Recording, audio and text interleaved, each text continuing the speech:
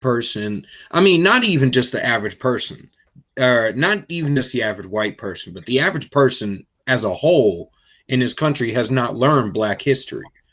And what they do learn is a bastardized, I mean, let's be honest. It is. When I lived in Dayton, Ohio, when I grew up in Dayton, I lived on Wright-Patterson Air Force Base. And then when my mom got out of the military, which, like, I'm a lifelong conservative, and I try to explain that to people. Like, I never been red pilled. Nobody red pilled me. Life red pilled me. Like, I've been a conservative since birth. 140 years of, like, 140 years straight of military history on both sides of the family. My mama's daddy served, his daddy served, my mama served, my dad served, my grandpa served, his brothers served, his daddy served. Ever since we immigrated here to the United States, even on the ADOS side of my family, we've all served. We've been conservative. You can't try to red pill me. I'm more conservative than you. So I'm like, when we start talking Black history and these people are like, well, that doesn't sound right. I'm like, you don't know. You don't know because you tried to cram 450 years of Black history into 1 month a year. And then you skip 100 years of that and you just get the bullet points. So you went straight from, oh, well, they came over here on ships. And, oh, wait, no, let me get all the talking points. So Black people sold other Black people. Then they got on a ship and it was all hunky-dory until they got here. And then we got here and then it was all hunky-dory being a slave. And then Harriet Tubman showed up and then she took a few. And then Abraham Lincoln showed up and he was like, nah, bro, give me my brothers back. And then Frederick Douglass hopped around in there and was like, hey, what's up, Abe? How's it going? How's it hanging?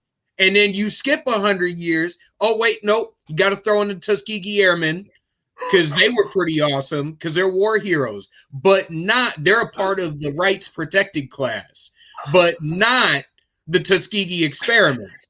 And then we're going to skip Booker T. We're going to skip the Black Wall Street and everything. We're going to go straight to the civil rights era. And we're going to go, oh, yeah. And then that's where the Democrats come in. And then the parties switch. And then after 1968, it was everything was hunky-dory. And we're all good. There's nothing needs to be fixed. Don't worry, the systemic racism that came from Woodrow Wilson and FDR, that we're not going to dial that back. We're not going to dial that back. That systemic racism that is really Marxism, cross-dressing is progressivism. We're not going to dial that back. We're just going to start it right now. And then damn you, Black people, during the 94 crime bill, why couldn't y'all just stop smoking and selling crack? And then we get to now where, well, I don't understand what you guys are whining about. Like, geez, I don't understand. Maybe you guys are just brainwashed. You need to come over here and stop voting for Democrats. Wow, that was beautiful. Yo, that was, see, but here's the thing, right? You see how you did that quick? To actually tell our actual history would take hours. And that's why that version sells so much better, because it doesn't require anything. It doesn't require analysis. It doesn't require context. It doesn't require primary sources. It doesn't require anything that makes it an actual intellectual conversation. It requires none of that. Fanta said, I forgot Democrats invented the KKK. You're right. I did forget that. And MLK said not to see color.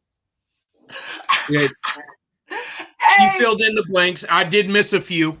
That was absolutely fabulous, right? So anybody watching this who thinks what he just did is a thorough replay of history, you are the damn problem. I need you to understand that. Like, other people might not tell you that because that's all they know, and they feel justified in just knowing that much, and they only have to know that much because you only know that much. And so if they know that much and you know that much, then y'all two are equal intellectually, but that doesn't make you smart. That doesn't mean that you are ahead of the game and you know what. No, it doesn't. It means that you have the intellectual equality of low-hanging fruit, of meme history, of what is wet reactions to political stereotypes and talking points. Like, you are nothing special. You are a dime a dozen. You are repetitive. And that is the reason that you lose consistently. And that needs to be said so you understand it. And if it hurts, the solution is not to get mad at me for saying it. It is to change your limited knowledge of what you think you know about Black people.